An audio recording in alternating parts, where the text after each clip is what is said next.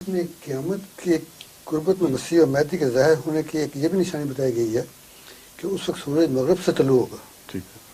اس سے کیا مراد ہے؟ مغربی دنیا کا عروج ہوگا اس وقت، علم کی روشنی وہاں سے نکلے گی، ایک یہ بھی معنی ہے.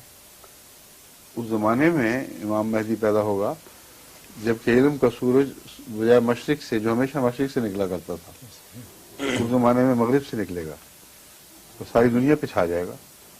یہ واقعہ ہوا کہ نہیں؟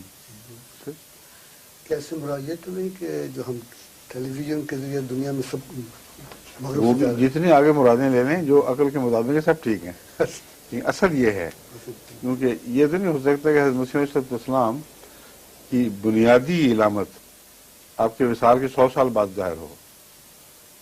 اس لیے یہ ہماری خوش فہمیاں ہیں. حضرت مسیح علیہ السلام کے متعلق جو بنیادی علامتیں ظاہر ہوئی ہیں اس زمانے کے لوگوں پر حجت ہونی چاہیے تھی.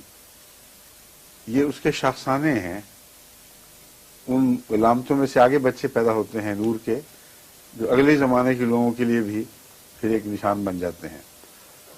تو یہ جو نشان ہے یہ اول طور پر مغرب سے علم کے سمندر کا پھوٹنا، علم کے سورج کا نکلنا ہے، اور یہ ایسا نشان ہے جس کو کوئی انسان رد نہیں کر سکتا. بالکل ظاہر و باہر بات ہے. کون ہے جو کہہ دے کہ نہیں؟ دوسرے جو زائد معنی ہیں جو 100 سال کے بعد ظاہر ہوں یا آئندہ 200 سال کے بعد ظاہر ہوں، وہ اسی کے ذیل میں ہوتے چلے جائیں گے. ٹھیک ہے. معاف کیا، میں کچھ ایڈ کروں تھوڑا. ہاں کریں ضرور.